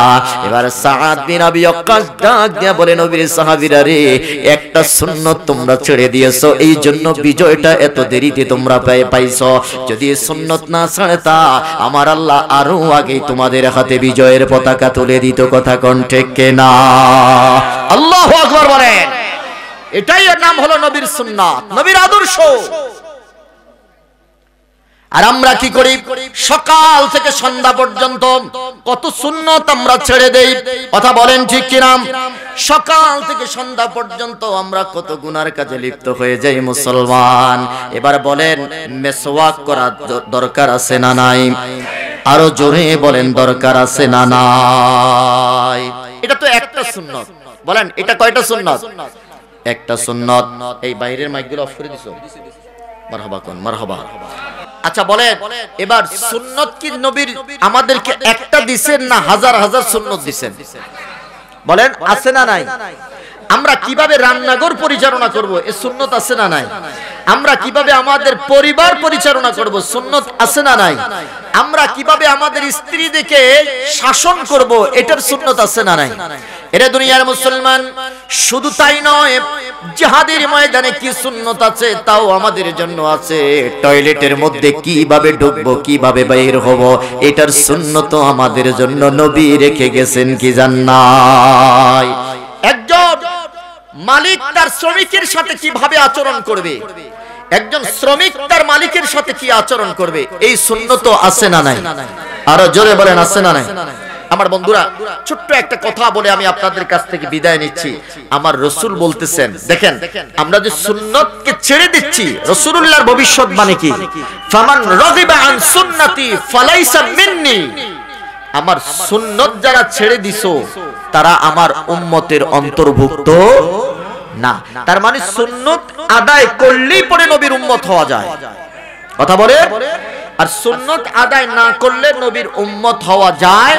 ফামান রাগিবা আন সুন্নতি ফালাইসা মিন্নি, এটা আমার উম্মত নয়, এটা আমার উম্মত নয়। একজন একটু জবাবটা দেন। আল্লাহ রাসূলের সবচেয়ে বড় একটা সুন্নাত যেটা হলো ওয়াদা রক্ষা করা। বলেন ওয়াদা রক্ষা করা। আমাদের সমাজে আমরা যে জিনিসটা এখন বেশি দেখতে পাই সেটা হলো আমরা ওয়াদার খেলাফ করি। কথা বলেন, ওয়াদার খেলাফ করে। বলেন এই ওয়াদা খেলাফকারী সমাজে কম না বেশি? জোরে বলেন। আপনি সমাজপতি বলেন, রাষ্ট্রপতি বলেন, আর পরিবারপতি বলেন, যে যেখানে আমরা অবস্থান করতেছি ওখান থেকে আমাদের ওয়াদার খেলাফ আছে না নাই? জোরে বলেন। বন্ধুরা আমার, বাবারা, খুব গভীর মনোযোগ দেন। রাসূলুল্লাহ সাল্লাল্লাহু আলাইহি ওয়াসাল্লাম একদিন হেঁটে যাচ্ছেন, দেখতে পাইলেন একজন মা তার সন্তানের সামনে হাতটা এইভাবে ধরলেন, হাত ধরে ডাক দিয়া বলতেছেন, সন্তানকে ডাক দিয়া বলতেছেন, কাছে আসো, তোমাকে আমি দেব। রাসূলুল্লাহ বললেন, মা তোমার হাতের মধ্যে কি আছে? বলে যে কিছুই নাই। নাউজুবিল্লাহ বলবেন না। আমরা সন্তানকে অনেক সময় মিথ্যা ভাবে তাদেরকে আমরা পরিচিত করি, প্রলোভন দেখাই যে আসো তোমাকে তোমার জন্য চকলেট আনছি, তোমার জন্য আমরা এটা আনবো ওটা আনবো। বলেন আমরা বলি কি বলি না? রাসূলুল্লাহ ডাকটা বললেন, মা তোমার হাতের মধ্যে কিছু আছে নাকি? বলে যে না। বলে যে মা রে, সন্তানের সাথে এইভাবে ওয়াদার খেলাফ করে সন্তানকে এইভাবে মিথ্যার উপরে তার জীবনটা পরিচালনা করার শিক্ষা দিবা না। তার কারণ হলো তুমি সন্তানের কাছে কিয়ামত পর্যন্ত ধোঁকাদানকারী হিসাবে পরিচিত হয়ে গেলে। কথা বলেন ঠিক না? এতটা ওয়াদার উপরে তিনি গুরুত্ব দিয়েছেন। আরেক মাকে বললেন, তোমার হাতের মধ্যে কি আছে? বলে যে খেজুর। বলে যে মা তুমি যদি সন্তানের সামনে খেজুর উপস্থাপন করতে না পারতা তাহলে সন্তানের আদালতে তুমি মিথ্যাবাদী হয়ে তোমরা দাঁড়াইতা, হাসরের ময়দানে মিথ্যার কারণে তোমাকে আল্লাহ আযাব দিত। কথা বলেন ঠিক না? রাসূলুল্লাহর একটা ঘটনা আমি আপনাদের সামনে উপস্থাপন করতে চাই। মুসলমান ওয়াদার উপরে কিভাবে রাসূলুল্লাহ ইস্তেকামত থাকতেন। জগতের মধ্যে হুদায়বিয়ার সন্ধি যখন লেখা হচ্ছে, গভীর মনোযোগ দেন, আমার সমাজে আজকে সবচাইতে বড় সুন্নতের তরক হচ্ছে ওয়াদার খেলাফ করা। যারা আমরা পতি আছি, পতি, ইমামপতি বলেন, পরিবারপতি বলেন, সমাজপতি বলেন, রাষ্ট্রপতি বলেন, আমরা যখন চেয়ারে বসে যাই আমরা আমাদের পরিবার, আমাদের সমাজ, আমাদের রাষ্ট্রের মানুষের সাথে যে ওয়াদা করি আমরা রক্ষা করতে পারি না। কথা বলেন ঠিক না? রাসূলুল্লাহর সন্ধি মুখে মুখে হইল, এখনো স্বাক্ষরিত হয় নাই। পৃথিবীর মুসলমান, পৃথিবীর জমিনে, পৃথিবীর প্রত্যেকটা আদালতে লিখিত ডকুমেন্টের উপরে বিচার করা হয়। একটা অনেকগুলো সন্ধির মধ্যে একটা সন্ধি হলো, মক্কা থেকে কোন মানুষ যদি মদিনাতে বিনা অনুমতিতে চলে যায়, মুসলমান ওই কাফের ওই মানুষটাকে মক্কায় ফেরত পাঠাতে বাধ্য। এটা ওয়াদা। বলেন এটা কি? এটার নাম হলো সন্ধি। হযরতে আল্লাহর নবীর একজন সাহাবী আবু জান্দাল রাদিয়াল্লাহু তাআলা আনহু, নবীজি মাত্র চুক্তি করলেন, এখনো লিখিত স্বাক্ষর হয় নাই। আবু জান্দাল তার মাজারের মধ্যে শিকল, পায়ে শিকল, হাতে শিকল, এই শিকল নিয়ে নবীজির দরবারে হুদায়বিয়ার প্রান্তরে হাজির হয়ে গেলেন যে ইয়া রাসূলুল্লাহ, আপনি এখনো সন্ধির মধ্যে স্বাক্ষর করেন নাই গো নবী। আমি আপনার দরবারে হাজির হয়ে গেলাম, আমার কওমের লোকেরা, আমার মা বাবা সবাই আমাকে শিকল দিয়ে বেঁধে রেখেছে যাতে করে আমি আপনি রহমাতুল লিল আলামিনের দরবারে যেতে না পারি। ইয়া রাসূলুল্লাহ, ঈমান এনেছি এটা জানার পরে আমার পরিবারের লোকেরা আমাকে গ্রেফতার করে ফেলেছে, এই যে দেখেন শিকল দিয়ে বেঁধে ফেলেছে। নবী গো, আপনার প্রেমের টানে শিকলগুলো ভেঙে আমি আপনার দরবারে হাজির হয়েছি। চিল্লায়া কোন সুবহানাল্লাহ। বলেন চুক্তিটা না কি ছিল? চুক্তি ছিল মক্কা থেকে যদি কোনো মানুষ নবীর দরবারে চলে আসে, নবী যেন তাকে ফিরাইয়া দিতে বাধ্য থাকে, দিবে, এটা চুক্তি। কিন্তু এখনো স্বাক্ষর হয় নাই। আচ্ছা বলেন দেখি আমরা হইলে কি করতাম? এমনি তো মুসলমানের সংখ্যা কম, মুসলমানের শক্তি দরকার, জনবল দরকার। আমরা হলে কইতাম বেটা এখনো তো স্বাক্ষর করি নাই, ঠিক আছে আমার আমারে দিয়ে দে। কথা বলেন ঠিক কিনা? কিন্তু রহমাতুল লিল আলামিন হযরতে আবু জান্দাল রাদিয়াল্লাহু তাআলা আনহুকে ডাক দিয়ে বললেন, সাহাবী ইসবির ওয়াহতাসিব। সুবহানাল্লাহ। রে সাহাবী, আমি মুহাম্মদুর রাসূলুল্লাহর জবান মৃত্যু হয়ে যাবে, মুসলমানের ওয়াদা কোনোদিন খেলাফ হবে না। আল্লাহু আকবার বলেন।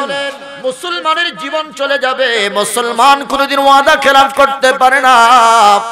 আমি আমার মডেল হিসাবে আমি আমার উম্মতকে শিক্ষা দিয়ে গেলাম, জীবনে ওয়াদা দিব তো কোনোদিন এটার ভঙ্গ করা যাবে না। কথা বলেন ঠিক কিনা? এ আমার সাহাবী, যাও চলে যাও, ধৈর্য ধারণ করো। ওহতাসিব, তুমি হিসাব করতে থাকো, আল্লাহর কাছে সাহায্য প্রার্থনা করতে থাকো। তোমার এই ত্যাগের কারণে আমার আল্লাহ তোদের জন্য বিজয়ের দুয়ার খুলে দিবে। জোরে জোরে বলেন সুবহানাল্লাহ। এবার আবু জান্দাল রহমত রাদিয়াল্লাহু তাআলা আনহু যখন নবীর কাছ থেকে এমনটা শুনলেন, চোখের পানি জোর করে ছেড়ে দিয়ে ডাক দিয়া বলতেছেন, নবী গো, আমি এই নির্যাতন থেকে নিজেকে মুক্ত করতে চাইলাম, আপনি আমাকে কোলে তুলে নিলেন না গো নবী। আমি এই জীবন রাখতে চাই না, আমি এই জীবন দিয়ে দিতে চাই। আল্লাহর নবী চোখের পানি ছেড়ে দিয়ে ডাক দিয়া বলতেছে, সাহাবী কান্না করো না, ইসলামের বিজয় অতি সন্নিকটে। তার কারণ হলো আল্লাহ রব্বে কারীম নবীকে সান্ত্বনা দিয়েছেন, আল্লাহু মুতিম্মু নূরিহি ওয়ালাউ কারিহাল মুশরিকুন। আমি আল্লাহ এই দিনের বিজয় দানকারী। চিল্লায়া কোন সুবহানাল্লাহ। হযরত আবু জান্দাল আর বায়ুকান থেকে আর বাড়ি যায় নাই, সমুদ্র উপকূলীয় অঞ্চলে চলে গেছে। বলতেছে নবী ওয়াদা দিয়েছে, নবী ওয়াদার খেলাফ করেন নাই। আমার নবীর সাহাবী সমুদ্রের উপকূল অঞ্চলে সেখানে গিয়ে আশ্রয় নিয়েছে, মদিনাতেও আর যায় নাই। তার কারণ নবীজি কখনো নিজের উম্মতকে ছাড় দিবেন না। কথা কোন ঠিক কিনা? ওয়াদা রক্ষা। এর মধ্যে নবীজি মদিনায় চলে গেলেন, সন্ধি স্বাক্ষর করে মদিনায় চলে গেলেন। হুযায়ফা ইবনুল ইয়ামান, তিনারা বাপ ছেলে যখন মদিনার দিকে চলে যাচ্ছে, আবু জাহেল সহ মক্কার কাফের মুশরিকরা ডাক দিয়া বলতেছে, যাও কোথায়? বলে যে আমরা মদিনায় যাই। কয় মদিনায় গিয়ে মুহাম্মাদের সাথে মিল্লাম গো বিরুদ্ধে যুদ্ধ করবা, এটাই তো প্ল্যান। কয় না, আমরা যুদ্ধ করতাম না। কয় ওয়াদা দিয়ে যাও। ওয়াদা দিয়ে গেছে। খুব গভীর মনোযোগ দেন, নবীর সুন্নাত কখনো মুসলমান ঈমানওয়ালা মানুষ ওয়াদার ভঙ্গ করতে পারে না। কথা কোন ঠিক কিনা? বলে আমগরে বিরুদ্ধে যুদ্ধ করবা মুসলমানের সাথে, মুহাম্মাদের সাথে থাইকা? হ্যাঁ, বলে যে না আমরা যুদ্ধ করব। ওয়াদা দিয়ে যাও। হ্যাঁ, ওয়াদা দিয়ে গেলাম। এবার বলেন দেখি, মদিনার কামলিওয়ালার কাছে যাইয়া ডাক দিয়া বলতেছে, ইয়া রাসূলুল্লাহ, নবী গো, আমরা যখন মদিনার দিকে আগমন করতেছি তখন আবু জাহেল সহ কাফের মুশরিকরা আমাদেরকে ধরে ফেলেছে। ডাক দিয়া বললেন, নবী বললেন, কি বলেছো? বলে যে বলছি তারা চেয়েছে আমাদের কাছ থেকে ওয়াদা নিয়েছে আমরা যেন আপনি রাসূলুল্লাহর সাথী হয়ে যেন তাদের বিরুদ্ধে যুদ্ধ না করে। বলে যে ওয়াদা দিছো নাকি? বলে যে হ্যাঁ ওয়াদা দিয়েছি। এবার নবী ডাক দিয়া বললেন, রে হুযায়ফা, যাও চলে যাও, আমাদের সাথে থাকতে পারবা, কিন্তু আমাদের সাথী হয়ে কাফেরদের বিরুদ্ধে যুদ্ধ করা যাবে না। তার কারণ হলো মুসলমান কোনোদিন ওয়াদার খেলাফ করতে পারে না। চিল্লায়া কোন সুবহানাল্লাহ। আল্লাহু আকবার। এই দেখেন, এই একটা আমল না করার কারণে আজকে আমাদের দেশে সুদের প্রচলনটা বাড়ছে। কথা কোন না? টাকা নেয়, এরপরে দেয় না, বলে যে অমুক রবিবারে দেব। কত রবিবার পার হয়ে গেছে? খবর জোরে বলেন, খবর। ওয়াদা দিলাম, আমাদের মুসলমানের জবানের কোনো মূল্য নাই। আমি মাঝে মাঝে বড় দুঃখের সাথে বলি, আহারে ইহুদি খ্রিস্টানদের ঈমান নাই, তাদের সব কিছু আছে, আর আমাদের ঈমান আছে, আমাদের চরিত্র বলতে কিচ্ছু নাই। কথা বলেন ঠিক কিনা? রাসূলুল্লাহ খাইবার যুদ্ধের সময় আরেকটা সুন্নাত, এই কথাটা বলে আমি শেষ করে দিচ্ছি। এক নাম্বার সুন্নাত কি বলছি? বলেন বলেন বলেন। যাদের মেসওয়াক নাই, নামাজ পড়ার আগে আমার রাসূল বলেছেন যে যদি মেসওয়াক করে কেউ নামাজ আদায় করে 70 গুণ তার সওয়াব বাড়ায় দেন। আরো জোরে বলেন আল্লাহু আকবার। তাহলে আজকে আমাদের প্রথম ওয়াজ যে আমরা মেসওয়াক ব্যবহার করব। বলেন কি? যদি বাজারে কিনতে পান তো পাইলেন, আর না হয় নিম গাছের ঢাল, নিম গাছের অথবা যে সিকটি গাছ চিনেন তো আপনারা, ছোট ছোট পাতা, সিমুডি গাছ, আচ্ছা যাই হোক, এগুলো ঢাল দিয়ে আপনারা মেসওয়াক করবেন ইনশাআল্লাহ। বলেন ইনশাআল্লাহ বলেন। এটা আজকে আমাদের প্রথম ওয়াজ। 2 নম্বর ওয়াজ, ওয়াদা ভঙ্গ করা যাবে যার সাথেই হোক। আমরা যেই ওয়াদা করেছি বা যেই ওয়াদা করব ভঙ্গ করব। জোরে বলেন ভঙ্গ করব। 3 নাম্বার, আমানতদারিতা রক্ষা করব। কি আমানতদারিতা রক্ষা করব। আপনার কাছে যদি কোনো আমানত থাকে অথবা কোনো জিনিস যদি আমানত রাখা হয়, আপনার উপর ঈমানওয়ালা মানুষ হিসাবে, নবীর আদর্শ হিসাবে সুন্নত পালন করার জন্য এই আমানতগুলো আমাদেরকে রক্ষা করা লাগবে। এখন কেমনে রক্ষা করবেন? মনে করেন একজনে আপনার কাছে একটা কথা আমানত রেখেছে, ওনার অনুমতি ছাড়া এই কথাটা অন্য কারো কাছে বলা যাবে? জোরে বলেন।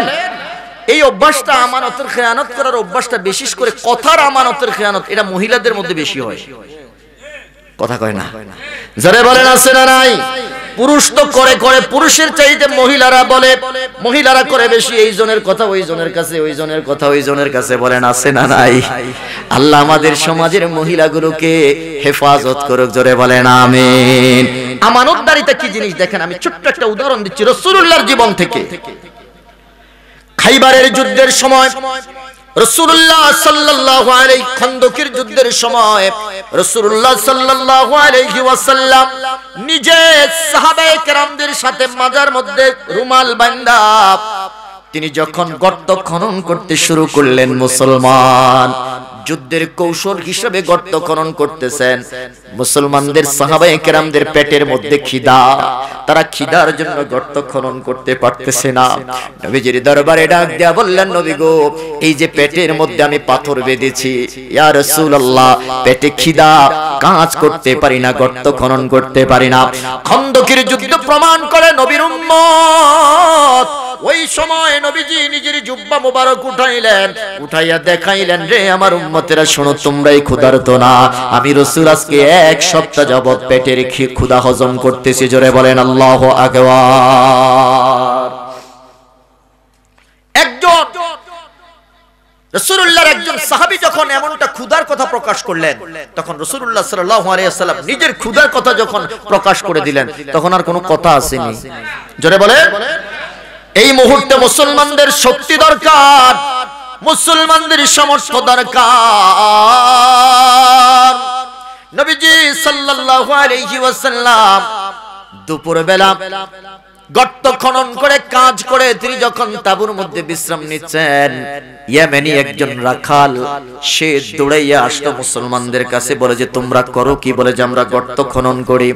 বলে যে শোনো, এই গর্ত খনন করার কাজটা কি, ফজিলতটা কি? বলে যে এই গর্ত খনন করলে পরে আমাদের যুদ্ধে আমরা অতি তাড়াতাড়ি বিজয়ী হতে পারবো। সুবহানাল্লাহ কোন। বলে যে তোমাদের পরিচয়? বলে যে আমরা মুসলমান। কেন এসেছো? জিহাদে বিজয়ী হয়ে কালিমার পতাকা উড়াবো। বলে যে তোমাদের লিডার কে? বলে যে আমাদের লিডারের নাম হলো মুহাম্মদুর রাসূলুল্লাহ সাল্লাল্লাহু আলাইহি ওয়াসাল্লাম। বলে যে তোমাদের লিডারটা আমি একটু দেখতে চাই। সুবহানাল্লাহ কোন। বলেন প্রধানমন্ত্রীকে দেখতে মনে চায় কি চায় না? তোমাদের লিডার কি আমি একটু দেখতে চাই। বলে যে ঠিক আছে চলো। লিডার কোথায়? বলে যে ওই লিডার ওই তাঁবুর ভিতরে। তাঁবুর ভিতরে নিয়ে গেল। আমার রাসূল সাল্লাল্লাহু আলাইহি ওয়াসাল্লাম এই ইয়েমেনি রাখালটাকে দেখে তাঁবুর ভিতর থেকে বের হয়ে আসলেন। সুবহানাল্লাহ কোন। আরো জোরে বলেন সুবহানাল্লাহ। এই রাখাল ডাক দিয়ে বলতেছেন, মুসলমানদের চরিত্র এমন যে একজন সেনাপতি, একজন প্রাইম মিনিস্টার, একজন লিডার পারসন একজন দাসকে স্বাগতম জানার জন্য তার বাসভবন থেকে বের হয়ে আসে। জোরে বলেন না আল্লাহু আকবার। বলেন আমাদের দেশে যারা লিডার পারসন এরা থাকে এসি রুমের ভিতরে। জোরে বলেন। এদের সাথে দেখা করার জন্য গ্রাম থেকে মানুষ 1000 টাকা খরচ করে যাওয়া লাগে। কথা বলেন। এরপরে এরা মুসাফা করার পরে হাত সাবান দিয়ে ধোয়। কথা কয় না? আছে না নাই? মুসাফা নয়, কোলাকুলি করতে চায় না। কোলাকুলি করলেও তারপরে গলার মধ্যে আবার শরীরের মধ্যে পারফিউম মারে। আছে না নাই? রহমাতুল্লিল আলামিন যখন দেখতে পাইলেন ইয়েমেনি রাখাল তার সাথে সাক্ষাৎ করার জন্য আসলেন, তখন নবীজি সাল্লাল্লাহু আলাইহি ওয়াসাল্লাম তাঁবুর ভিতর থেকে তাকে স্বাগতম জানানোর জন্য বের হয়ে আসলেন। সুবহানাল্লাহ। ডাক দিয়া বললেন, রাখাল তুমি কি চাও? বলে যে তুমি নাকি মুহাম্মদুর রাসূল। বলে যে হ্যাঁ হ্যাঁ। তুমি নাকি মুহাম্মদের লিডার? বলে যে হ্যাঁ। বলে যে আমি তোমাকে এক নজর দেখার জন্য আসছি। বলে যে দেখছো নি? কো হ্যাঁ দেখছি। সুবহানাল্লাহ কোন। দেখার পরে তোমার অনুভূতিটা কি? বলে যে আমার মন বলতেছে তুমি সাধারণ কোনো মানুষ নয়, তুমি অসাধারণ একজন মানুষ। আল্লাহু আকবার বলেন। এ দুনিয়ার মানুষ, রহমাতুল লিল আলামিনের চেহারা মোবারক দেখার পরে ইয়েমেনি রাখালটার ভিতরটা চেঞ্জ হয়ে গেল। ভিতরটা চেঞ্জ হয়ে যাওয়ার পরে আমার নবী ডাক দেয়া বলতেছেন, এবার বলো তোমার কোনো চাহিদা আছে নাকি? বলে যে হ্যাঁ আমার চাহিদা আছে, আমি যদি তোমাদের অন্তর্ভুক্ত হতে চাই, সুবহানাল্লাহ, আমি তোমাদের দলভুক্ত হতে চাই, যদি আমি তোমাদের দলে চলে আসি আমাকে কি উপহার দিবা? আমার রাসূল ডাক দেয়া বলে তুমি যদি আমাদের দলে আসো তাহলে আমি তোমাকে জান্নাতি একটা মুকুট হাদিয়া দেব।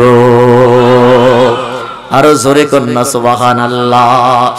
আমি তোমাকে জান্নাতি একটা মুকুট হাদিয়া দেব। বলে যে তারপরে আর কি দিবা? বলে যে তুমি কি চাও? আল্লাহু আকবার বলেন। তোমার কোনো চাহিদা আছে নাকি? বলে যে হ্যাঁ আমার একটা চাহিদা আছে। বলে যে আমি যদি মুসলমান হয়ে যাই তুমি আমার সাথে ওয়াদা দাও, তুমি আমার সাথে মুসাফা করবানি। সুবহানাল্লাহ কোন। আমি তোমার সাথে মুআনাকা করতে চাই, অর্থাৎ কাঁধ মিলানো। দেখেন নবীর সুন্নাত আছে না নাই?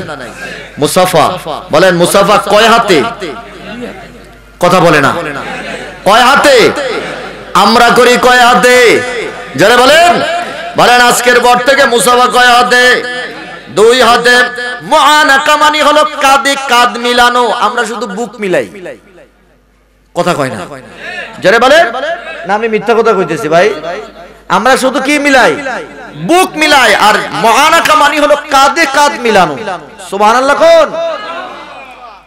বলে যে আমি তোমার সাথে মুসাফা করতে চাই, তোমার সাথে মুআনাকা করতে চাই, তুমি আমারে দিবা কিনা? বলে যে হ্যাঁ, তুমি রহমাতুল লিল আলামিনের বুকের সাথে বুক মিলাইবা, কাঁধের সাথে কাঁধ মিলাইবা, হাতে হাত মিলাইবা।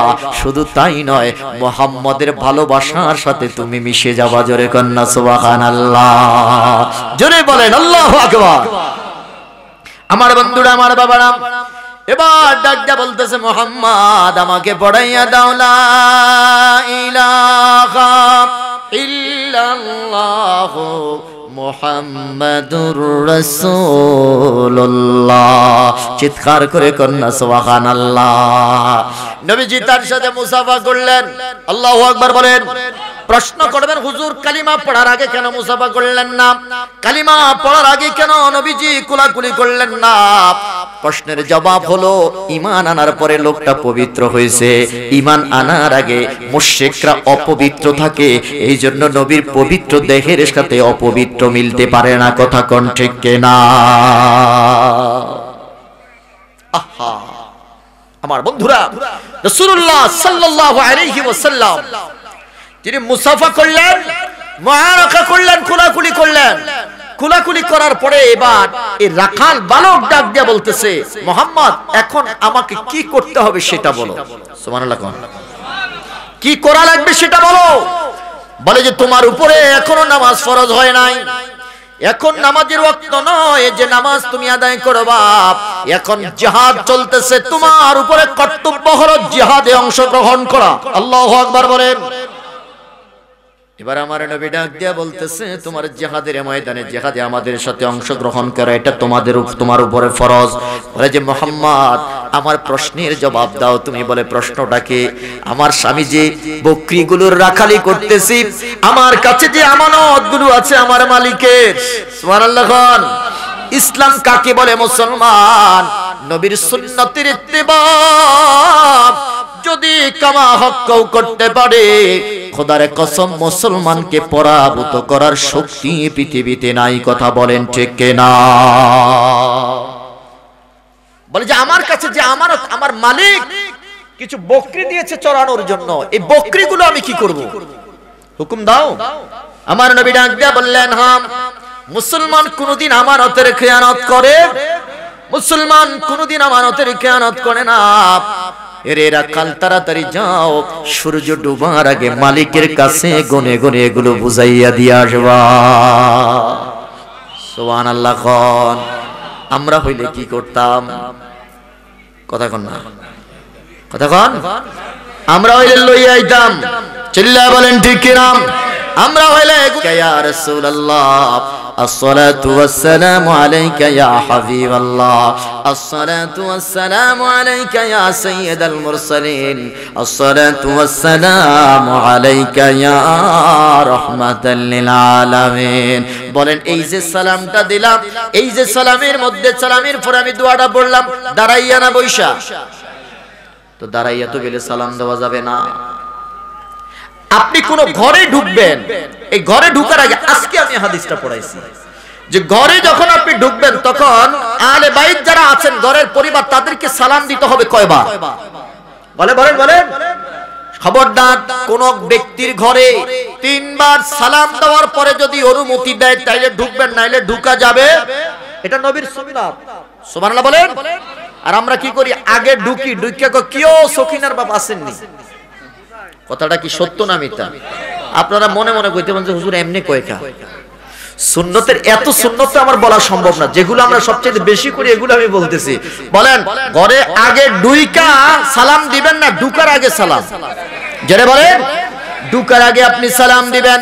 তাও প্রথমবার সালাম দিলেন, যদি জবাব না পান ঢুকা যাবে না। দ্বিতীয়বার আবার সালাম দিতে হবে, যদি জবাব না আসে ঢুকা যাবে না। তৃতীয়বার সালাম দিলেন, যদি অনুমতি না আসে ঘর থেকে ঢুকা যাবে না, দরজা থেকে আবার আপনাকে ফিরে যেতে হবে। কথা কোন ঠিক কিনা? আর আমরা আগে ঘরে ঢুকি, ঢুকার পরে বলি ও সকিনার বাপ আপনি আসেননি? সকিনার বাপ ঘাটলা থেকে কয় আমি আছি, একটু বসেন আমি আসতেছি। কথা কোন ঠিক কিনা? এবার বলেন দেখি সুন্নতের আমল হইছে না তরক হইছে? যারা বলেন। এবার আসেন আমি আপনাদেরকে আরেকটা সুন্নতের কথা বলি। ঘরের ভিতরে ঢুকার আগে সালাম দেওয়ার দরকার আছে না নাই? এখন ঘরে মানুষই নাই, সালাম দিবেন কারে? মনে করেন ঘরের ভিতরে কোনো মানুষ, এখন কারে আপনি সালাম দিবেন? কাকে সালাম দিবেন? কোনো মানুষ নাই। এবার আমার রাসূল বলতেছে ঘরে কোনো মানুষ নাই, সালাম যদি দিতে হয় আমি রাসূলুল্লাহকে সালাম দেওয়া লাগবে।